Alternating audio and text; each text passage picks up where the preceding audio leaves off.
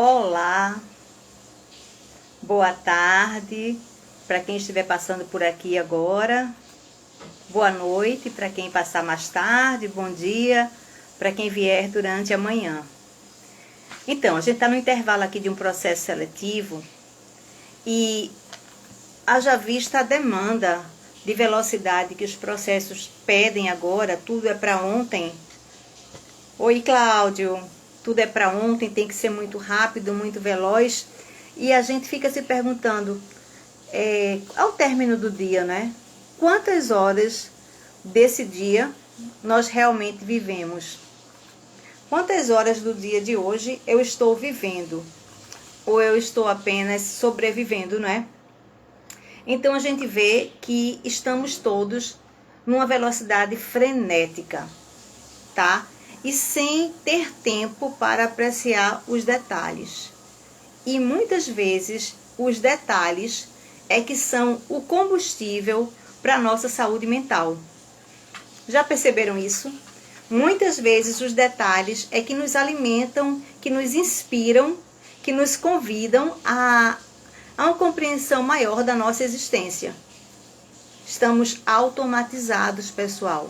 E isso é muito sério, né, Evani? A velocidade do mundo de agora, eles querem, a velocidade quer de nós uma condição sobre-humana. É tudo muito rápido, é tudo muito para agora, mesmo o mundo estando parcialmente num ritmo mais lento, no tocante ao home office, no tocante ao deslocamento para a empresa. Mas a demanda de tarefas, em algumas situações, ela é exaustiva. E infelizmente, nossas crianças estão adoecendo psicologicamente, não é? Nossos idosos também estão muito desconcertados e nossos adultos em idade laboral também sofrendo de transtornos emocionais moderados e severos. A gente está correndo, a gente não está vivendo, estamos sobrevivendo. E aí eu me perguntei agora nessa pausa, que eu vou almoçar agora, são 2h30, São 2h30, 2h33, agora que eu vou almoçar, para depois então apreciar o final da tarde e me presentear com o pôr do sol e com a água do mar, já que eu moro numa área que tem um contato mais próximo com o litoral, né, aqui em Olinda. Bem-vindos, vamos conversar e refletir a questão da nossa qualidade de vida. Quantas horas do dia realmente estamos vivendo ou sobrevivendo? Aí nesse intervalo de reflexão, né, de autorreflexão, claro, porque tudo começa e termina na gente, é sempre um exercício contínuo de inspiração e de reflexão. Como é que está a minha qualidade de vida? Quais pensamentos que eu alimento para beneficiar a questão psíquica? Como é que anda o meu projeto pessoal e profissional? Quais valores estão fazendo da minha vida uma vida que vale a pena? Cassandra, querida, vamos refletir como é que está a nossa qualidade de vida. Porque o mundo de agora ele tem pedido velocidade e tem pedido muita exaustão.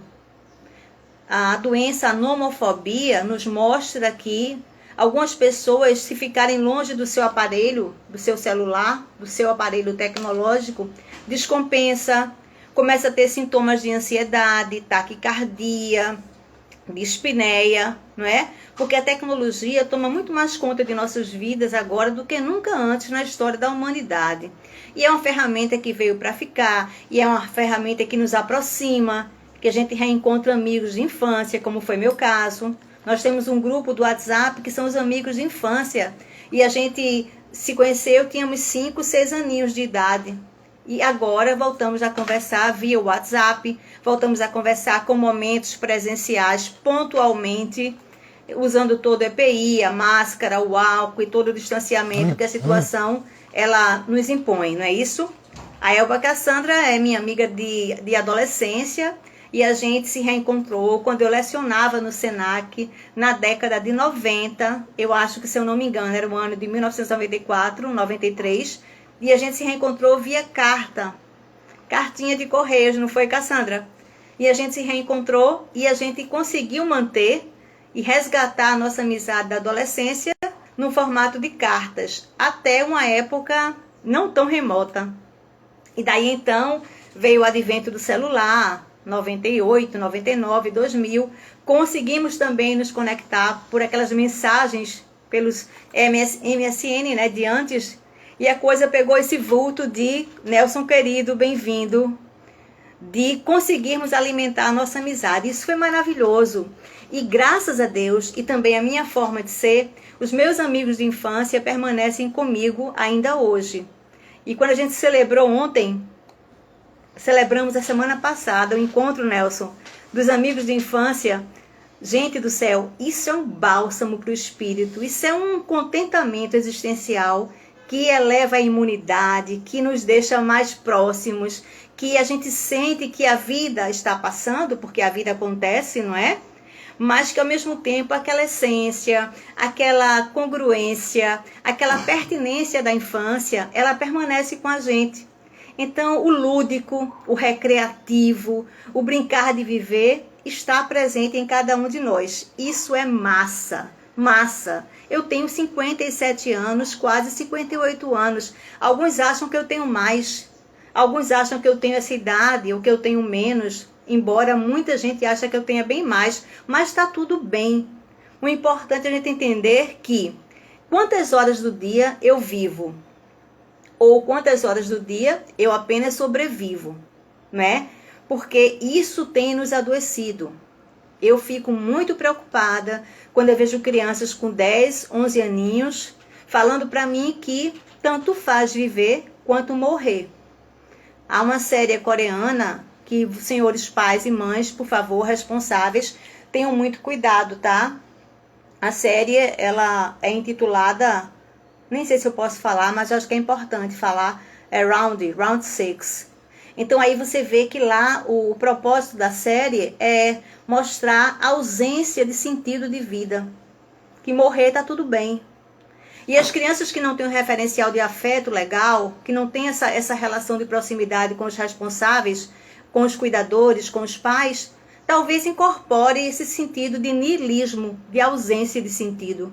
Não é? E aí vem a depressão infantil a passos largos, porque está pegando muita criança também, e muita informação. A tecnologia tomou conta de uma forma que as crianças preferem ficar ao celular, a brincar na rua, a empinar pipas, a andar de bicicleta, a conversar com os coleguinhas presencialmente. Então a coisa está neurotizante.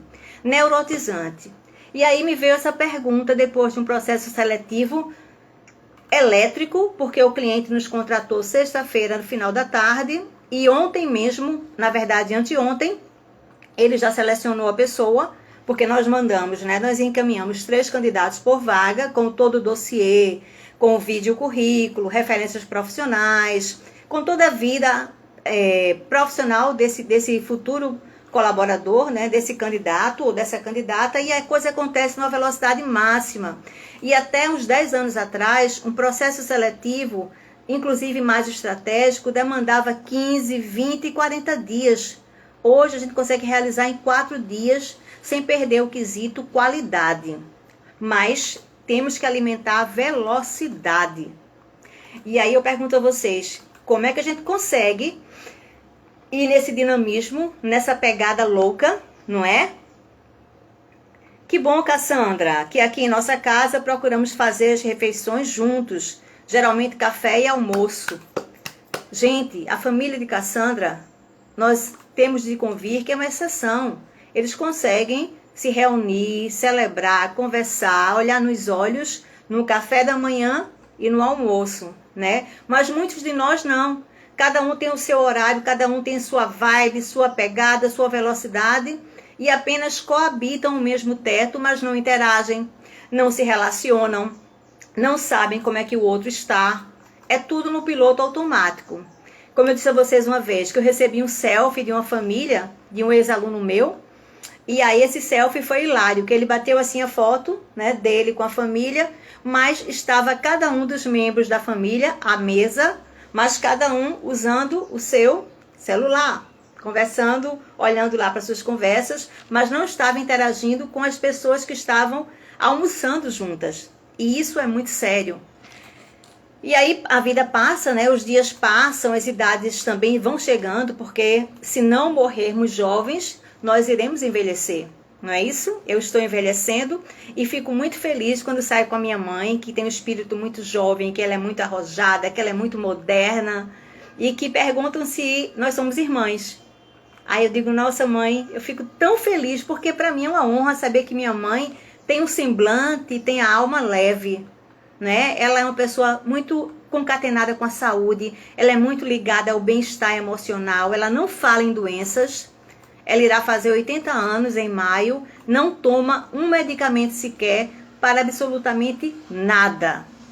Qual que é a proposta dela? É viver com saúde, é viver integrada à família, porque ela é muito ligada aos irmãos, são 8 irmãos, é muito ligada aos filhos, somos 4 filhos biológicos de mamãe, mais os agregados de papai, que também são filhos da minha mãe, por extensão, e a gente se reúne, e a gente se ama, e a gente vive esse amor sem medo de ser feliz, tá? Porque agora o toque, né, o contato, o aproximar-se fisicamente, muitas vezes não pode por questões de ordem maior, e também não pode porque o próprio ser humano travou a sua afetividade, travou a sua capacidade de expressar e de viver o afeto. E isso é sério. Desde sempre somos seres de relacionamento, somos seres de afeto, somos seres que interagimos uns com os outros, não é? E que, claro, o referencial de quem sou eu é dado por quem convive comigo. Não é assim? Eu sei quem eu sou através da percepção, da expectativa e das reações que eu instauro no outro, que eu passo para o outro. Então, para construir a minha imagem, eu preciso de alguém diferente de mim, para me dar esse referencial de quem sou eu, não é?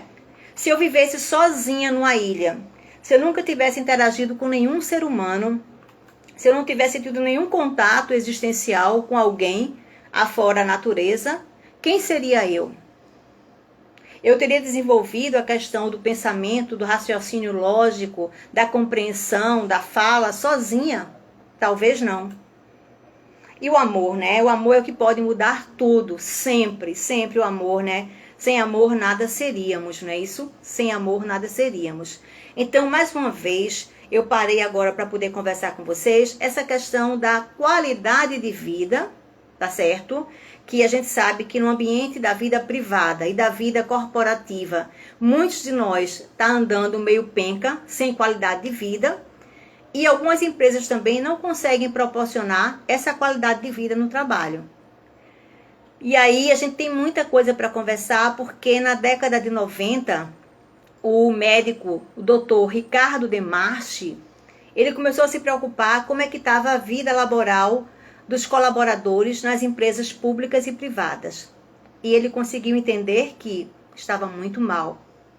Mal em todos os sentidos. Mal no tocante à estrutura física da empresa, como também na estrutura afetiva desse mundo corporativo. Então, assim, a quantas anda a qualidade de vida no trabalho? A nossa qualidade de vida. E agora, reconhecidamente, a síndrome de burnout, como a doença oriunda do trabalho, haverá muitos processos contra empresas que instigaram, diretamente ou não, a síndrome de burnout, né? O burnout, o aquecimento, né? O que vem de dentro de você que te aquece, que te inflama e que te adoece. Então, o burnout agora é uma doença, porque já era uma doença, mas é uma síndrome oriunda ao mundo corporativo. E aí eu já tenho de cara, de lembrança, 3 amigos, 2 amigas e um amigo que sofrem de síndrome de burnout e estão em tratamento ostensivo, porque mexe com sua autoestima, mexe com suas emoções, mexe com a sua visão de competências técnicas que você tem sobre si, porque o outro começa a inflamar, você não sabe fazer, você não é tecnicamente suficiente, você não é isso e você não é aquilo. E aí, de repente, você vai se deixando inflamar, ou talvez também por insegurança, ou por um comando ostensivo de alguém tóxico. Tem muitos gestores também, como bem sabemos, que são gestores que nos inspiram ao mal-estar, que não nos inspiram, né? Na verdade, nos adoecem, né? Nos convidam a um clima de tensão, a um clima de nervosismo, a um clima de total assédio mesmo moral nas suas competências enquanto profissional naquela área.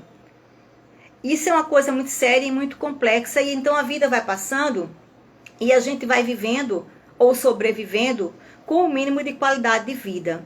Eu até aconselho vocês lerem sobre o Ricardo Demarchi, quem é o Ricardo Demarchi e como é que ele contribuiu sobremaneira no mundo corporativo, quando ele elencou alguns quesitos chaves sobre qualidade de vida no trabalho. E ele foi o membro fundador, salvo engano, da Associação Brasileira de Qualidade de Vida no Trabalho, ABQVT, tá? O Ricardo Demarchi. E a gente vai vivendo ou vai sobrevivendo. Aí hoje pela manhã eu recebi esse texto aqui que eu achei interessante dividir com vocês.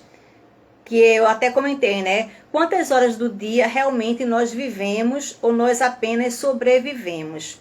Aí o que é que acontece aqui, gente? Fala o seguinte, deixa eu tentar ver. Vejam só. O texto é de uma pernambucana, é da Teta Barbosa, jornalista e publicitária, tá? E ela começa assim o texto. Bom dia. Vi a placa de retorno e estou assim procurando o caminho de volta. Já estou voltando. Só tenho 50 anos e já estou fazendo o caminho de volta. Até o ano passado, eu ainda estava indo morar no apartamento mais alto, do prédio mais alto, do bairro mais nobre, indo comprar o carro do ano, a bolsa de marca, a roupa da moda. Claro que para isso, durante o caminho de ida, eu fazia hora extra, fazia serão, fazia 2 fins de semana eternos e 2 fins de semana eternas segundas-feiras,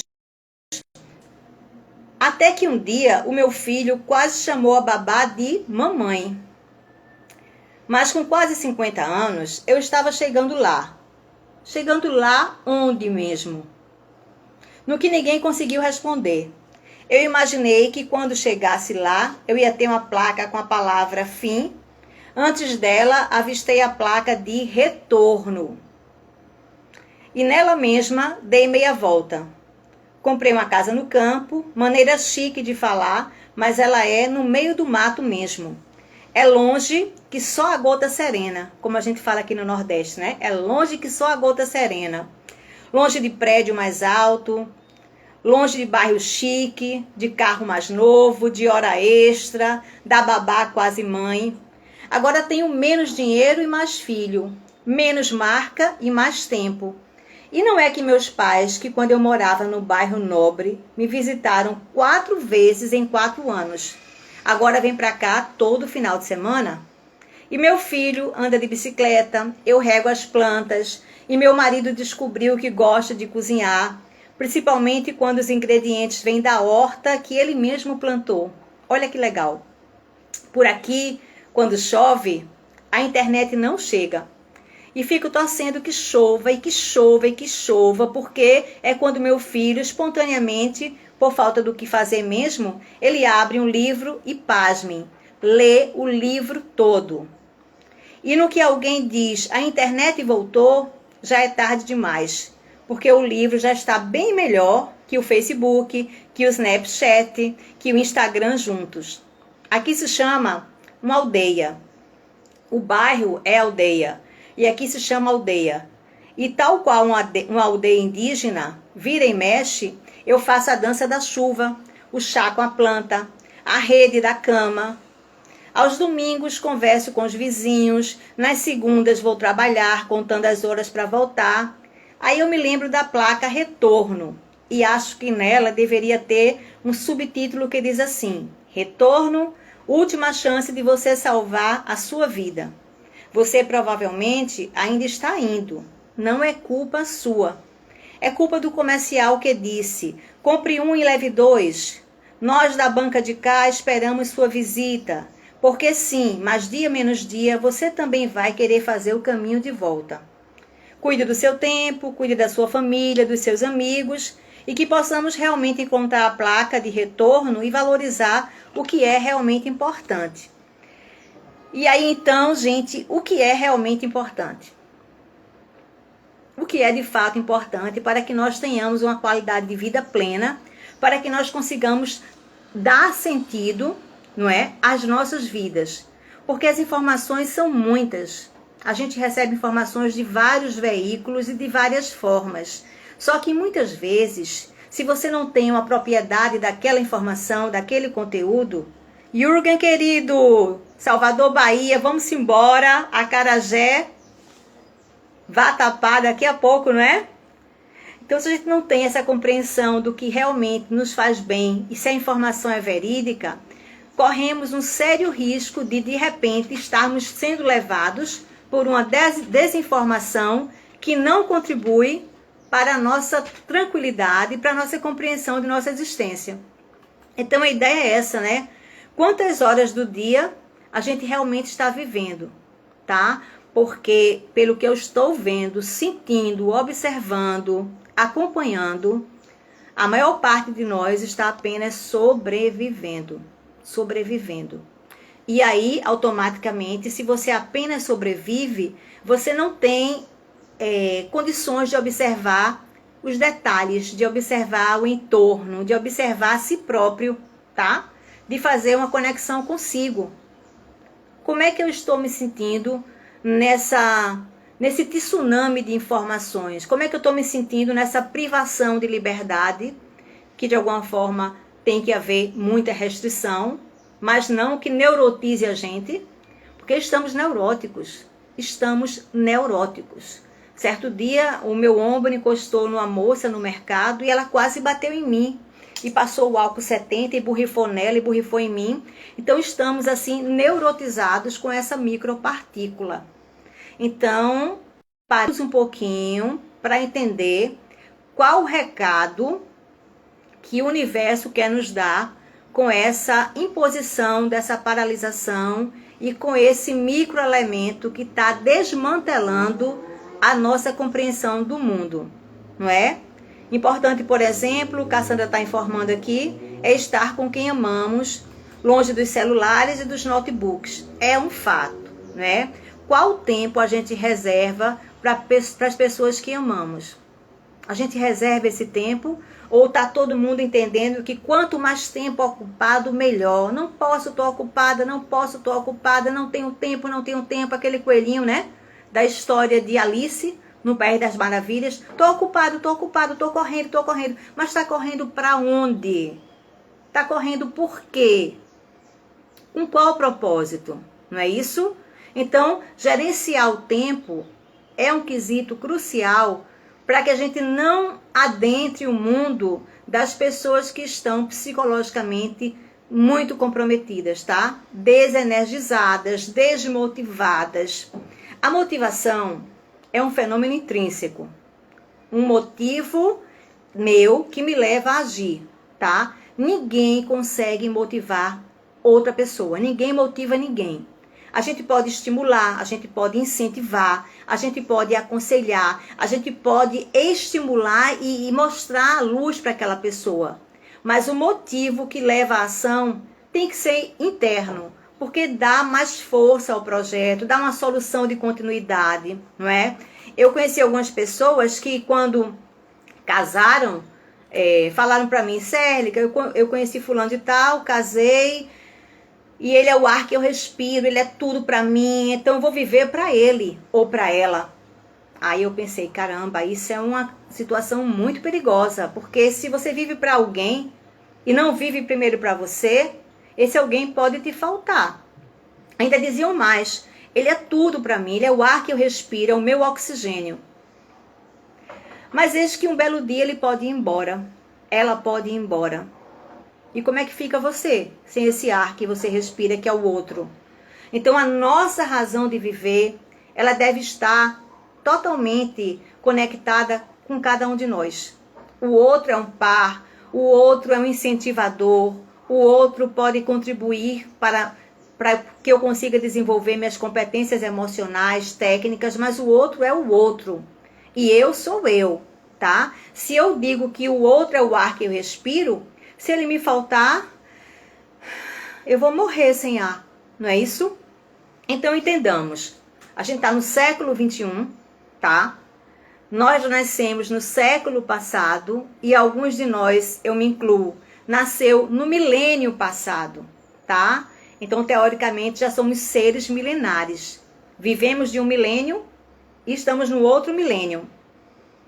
E outra coisa, o que é que eu trago para mim como experiência, como reflexão de vida, já que eu nasci no milênio passado, eu nasci muito antes da tecnologia, eu nasci brincando na rua, ferindo o joelho, eu nasci arengando, puxava o meu cabelo na arenga, porque aqui em Pernambuco, quando a gente briga, a gente usa o termo arengar, né? Eu não sei no sul e sudeste, mas aqui é arenga.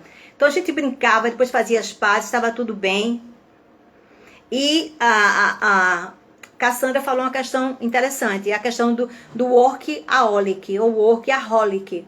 É o profissional que ele não tem tempo para ele, que ele trabalha na empresa, que ele trabalha em casa, que leva os relatórios da empresa para casa. Então essa pessoa, ela não vive, ela sobrevive. E muitos acham que ser um workaholic é um plus, é um diferencial para melhor. Não é para melhor. Para melhor é você ter o seu tempo de trabalho estabelecido, só naquele espaço, como ela bem lembrou, que não leva mais trabalhos para casa. O trabalho fica lá no espaço do trabalho e em casa é uma outra vibe. É uma outra conexão com outros afazeres e com outros afetos, né? Porque o workaholic compulsivo, quando ele tira férias, ele leva o notebook, leva os relatórios da empresa, fica conversando com os subordinados, com os pares, pelo Messenger, pelo WhatsApp. Minha gente, ele não consegue, ou ela não consegue curtir um pôr do sol, não consegue curtir um início de noite, de tarde, porque está totalmente, até inconscientemente, conectada com o trabalho, né? Workaholic. Aholic é vício, aholic, viciado no trabalho. Então, uma pessoa dessa, ela não tem uma qualidade de vida que permita que ela viva outras emoções além da emoção do mundo laboral. Quando o teu trabalho te proporciona o bem-estar, quando é um trabalho que você consegue desenvolver suas competências com maestria, que você se sente realizada, maravilha. Você vai conseguir abastecer, oxigenar a sua motivação por mais tempo. Mas quando é um trabalho exaustivo, um trabalho depreciativo, um trabalho que instaura em você síndromes, você tem que repensar essa relação trabalho e bem-estar. Tem que repensar. A colega não está aqui agora, uma outra colega, ela me disse o seguinte: Cérlica, até então eu era super saudável, eu era dinâmica, eu era arrojada, eu tinha sempre ideias inovadoras, mas quando fui selecionada para um processo, bem-vindo, bem-vindo, bem-vinda. Produtos naturais são muito bem-vindos, né? O queijo artesanal está chegando. Ela me disse o seguinte: quando ela foi selecionada num processo, na verdade, num concurso público, e que ela entrou no emprego público, desde o primeiro momento ela sentiu uma pressão psicológica, sabe? Uma coisa assim muito quente, de inflamar e de depreciar o mérito dela como profissional e como ser humano. Então, ela, por inúmeras vezes, ela teve que se abster de ir para o trabalho, entrou em licença médica com vários atestados, porque sempre que ela se deslocava para o trabalho, que seria então um ambiente de prazer, um ambiente de bem-estar, ela começava a passar mal, a ter taquicardia, sudorese. Então, assim, ela não vivia o mundo corporativo. Ela apenas estava lá no presenteísmo e não conseguia construir nada de relevante, de produtivo, porque ela estava coagida, ela estava sendo assediada pela gestora, ela estava num ambiente psicologicamente insalubre. Insalubre. Então, assim, gente, a gente trabalha para viver ou a gente trabalha para morrer? A gente trabalha para viver, né? Então, ela precisou se ausentar, precisou colocar alguns atestados e também foi definidamente diagnosticada com síndrome de burnout. E aí ela está em tratamento, está cuidando dessas questões todas e está até repensando se vale a pena continuar nesse projeto. Ah, mas você está concursada, você é concursada, você tem estabilidade, você tem... Mas estabilidade como? Se eu não tenho o meu bem mais precioso, que é a saúde. Eu não tenho a minha saúde, tá? E essa pessoa tem uma pegada fantástica para textos, para redação. Ela intenta, né, trabalhar como copywriter, ela escreve muito bem, ela tem uma oratória fabulosa. Então, talvez, em função dessa pressão laboral que ela sofre constantemente, porque a coisa parcialmente melhora, só que não, depois vem bombardeio, talvez ela migre da condição confortável de empregada pública, de servidora, para galgar novos degraus, para buscar um empreendimento onde ela possa realmente se sentir produzindo, se sentir feliz, porque estar feliz também é a prova dos 9, tá? Trabalhar unicamente pelo salário, mais cedo ou mais tarde, vai nos adoecer. Então, em meio a essa crise toda, a gente pode tirar o S do crise e fica CRI. Então, vamos criar alternativas que nos proporcionem o mais sagrado em nossas existências, que é o nosso bem-estar. Nosso bem-estar físico, mental, social, emocional, interpessoal, tá? Isso aí não tem preço, isso tem valor. E desse valor a gente não pode abrir mão, a gente não deve abrir mão. Não é que não possa, a gente não deve abrir mão. Então, em meio a tudo isso, lendo o texto que eu recebi hoje pela manhã, quantas horas do dia você viveu? A gente pode pensar muito, porque a nossa qualidade de vida é que nos vai garantir também uma qualidade de envelhecimento, não é? A vida que eu tenho agora é o que vai desenhar para mim a qualidade de vida futura, tá? Desde a nossa alimentação, porque nós somos o que comemos, tá certo? Nós somos o que pensamos, nós somos o que assistimos, nós somos o que lemos, nós somos o que interagimos. Então, na minha existência, quais aspectos eu tenho cuidado para manter a minha mente sã? E na de vocês? O que vocês têm feito para conseguir conduzir a vida com tranquilidade, a vida com amorosidade e com o autorrespeito? Que também é um aspecto relevante, não é? A gente também tem que ter um respeito primordial por cada um de nós. O amor da nossa vida, o amor da minha vida sou eu. O amor da sua vida é você. Então, como é que a gente está se amando? Como é que a gente está cuidando dessa questão tão fundamental que é o auto-amor, a saúde emocional, a saúde física, a saúde no sentido maior, no bem-estar maior, já que a saúde não é unicamente a ausência da doença, tá? A saúde são vários quesitos que podem definir se o ser está saudável ou se o ser está adoecido. O Cláudio Matos, né? Ele está agora investindo num projeto, num hobby que para ele está sendo muito saudável. Ele está buscando uma fonte de renda extra com a marcenaria. Quando ele pega na madeira, quando ele começa a construir, ele começa também a trabalhar as endorfinas, a começar a liberar os hormônios do bem-estar, os hormônios da criação, da conexão com a natureza, porque mexer com barro, com madeira, com plantas, é um resgate também à nossa ancestralidade. Então ele descobriu ou redescobriu esse hobby e está fazendo assim instrumentos bem legais, tá? Em madeira. E aí serve assim para vários tipos de produtos que ele tem feito, né? Por exemplo, ele tem feito também, deixa eu ver se eu consigo mostrar para vocês. Esse aqui, ó, é obra do Cláudio. É um porta-celular, tá? Com material totalmente reciclado. Olha que bonito.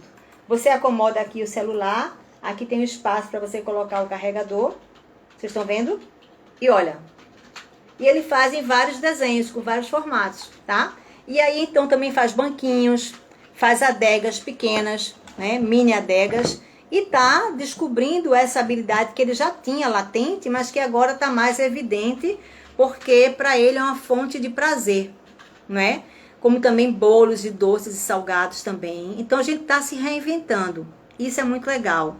E ele está usando o material ecologicamente correto. O que alguns prédios, algumas moradias, alguns empreendimentos estão jogando fora, ele está recolhendo.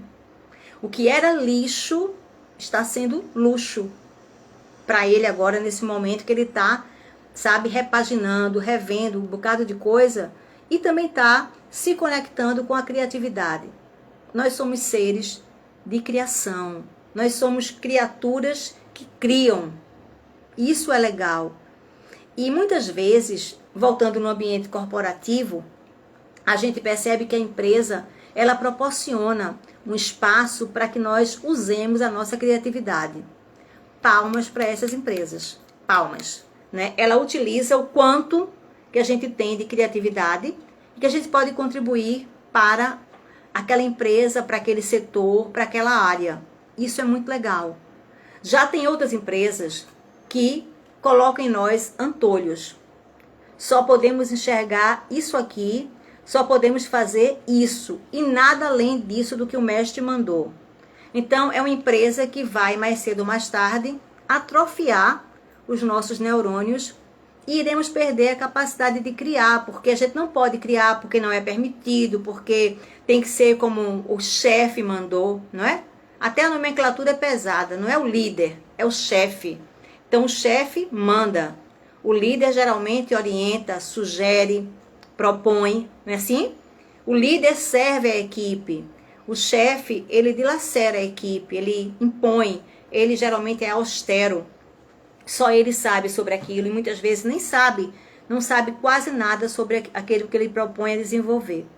Então são muitas histórias, são muitas situações que caberá a gente pensar todos os dias.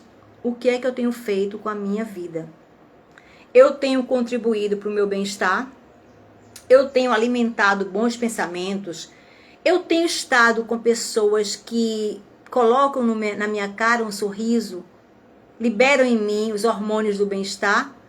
Eu tenho estado com pessoas tóxicas que, em vez de me fazerem bem, elas, sabe, tiram, elas sugam energia, a minha energia existencial, ou intencionalmente, ou até inconscientemente. Como é que está o meu nível de conexão com as pessoas que me fazem bem?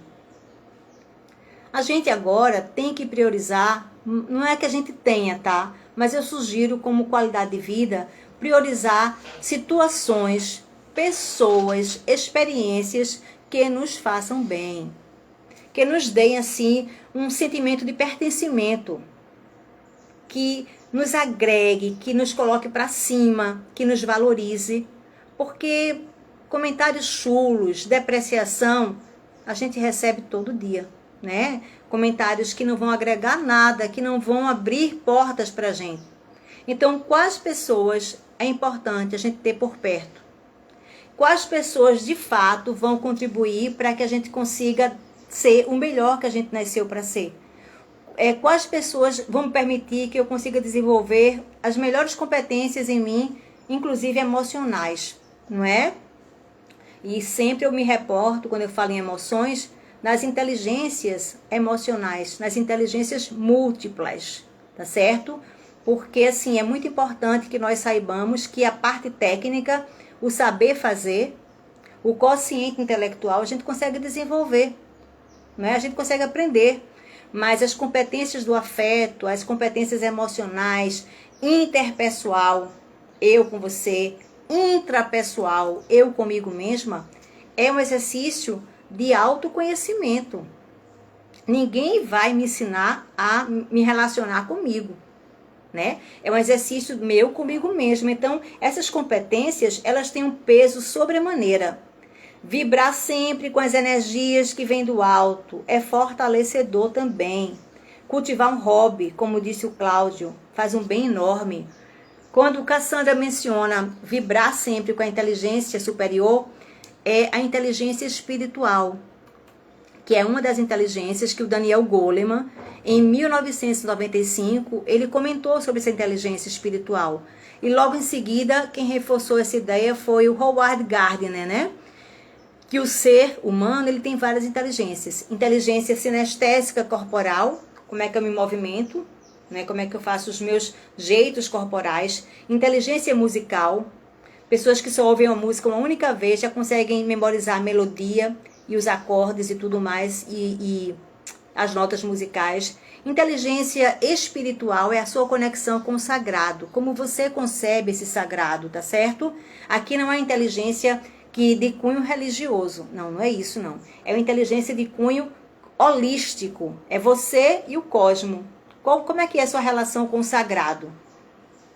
Tá? Porque pessoas que têm essa conexão espiritual, já é sabido pela ciência convencional, pela ciência médica, que são pessoas que tendem a ter a cura mais rápida, mesmo em processos de comprometimento de saúde severos. Elas conseguem ter um retorno, elas conseguem se recuperar muito mais rapidamente do que aqueles que não têm nenhuma conexão com o sagrado. Então, assim, a inteligência espiritual, ela é mais que nunca agora valorizada no mundo do trabalho e no mundo das relações humanas também. A inteligência intrapessoal, que é você com você mesma, tá certo? É o exercício do autoconhecimento, sempre HAD. Hoje, amanhã e depois. Hoje, amanhã e depois. Inteligência interpessoal. Quais pessoas conversam comigo ao telefone ou presencialmente? Quais pessoas sabem que eu existo e ligam para mim porque gostam de mim? Não é ligar para formalmente saber sobre mim, não. É ligar para saber como é que eu estou, como é que pode me ajudar, como é que eu posso também ajudá-lo. Quais pessoas fazem parte do teu contato existencial contínuo, sistemático? Pessoas da família, amigos, pessoas de outros grupos sociais, da igreja. Quais pessoas sentem prazer com a tua companhia e você também sente prazer com a companhia dela? E vamos chegando. Aceita um cafezinho, uma água virtual, um chazinho, né? E a gente vai conversando. Então, gente, são tantas emoções, muitas emoções, que a gente tem essa obrigação, inclusive conosco, de exercitar a nossa vida. Quantas horas do dia eu estou vivendo? Ou sobrevivendo? Então, a gente tem que pensar sobre isso sistematicamente, para que a gente consiga dar sentido e para que a gente consiga também se sentir estimulado, se sentir motivado, estimulado assim, receber um incentivo de alguém, um estímulo. E motivado é ter essa centelha dentro de mim para me movimentar para o que está por vir, né? Para o que vai acontecer. Então a motivação e o estímulo são remédios para a nossa autoestima, são remédios cruciais para darem mais sentido à nossa existência e também à higiene mental. Guardar em nossas mentes experiências e sentimentos que nos proporcionem o bem-estar. Mágoa, rancor, vingança, ira, são emoções primárias? São. Elas acontecem? Sim. Mas se eu alimento a ira, quem vai adoecer de uma forma sistêmica sou eu mesma, que estou guardando aquela ira, aquela raiva de alguém ou de alguma situação, não é? Então, alguns médicos estão associando câncer de estômago, por exemplo, eu li sobre isso agora há pouco tempo, eu vou me inteirar mais, estão associando câncer de estômago com pessoas rancorosas, que engolem seco, que guardam a mágoa, que querem a vingança a qualquer preço. Então, automaticamente muda a liberação, né? Da questão dos... Como é que a gente fala? Os insumos do aparelho digestivo. De segregar, né? A bile, né? E vai começar a inflamar sistematicamente o esôfago, o estômago, todo o trato digestivo, porque tá lá, guardando aquela ira. Ah, mas ela me paga. Eu vou pagar, eu guardo o tempo aguardo o tempo que for necessário, mas ele ou ela me paga, eu vou me vingar. E aí a pessoa seguiu a vida dela, já deve estar em outro estado, já deve estar em outra vibe, e nem pensa mais em você. Nem lembra que você existe, e você está lá remoendo, ruminando, né? Como como o porco, como a vaca. Você mastiga, leva lá para o estômago, depois volta para a boca, fica ruminando e você nunca digere aquela situação. Então, guardar sentimentos ruins, emoções ruins, não é de bom grado, não é bom fazer isso, tá? Por amor a nós, tá certo? E também entender que nós não conseguiremos agradar todo mundo. E tá tudo bem, tá tudo ótimo, não é? Porque cada um é cada um, entende a vida de uma forma e tudo bem.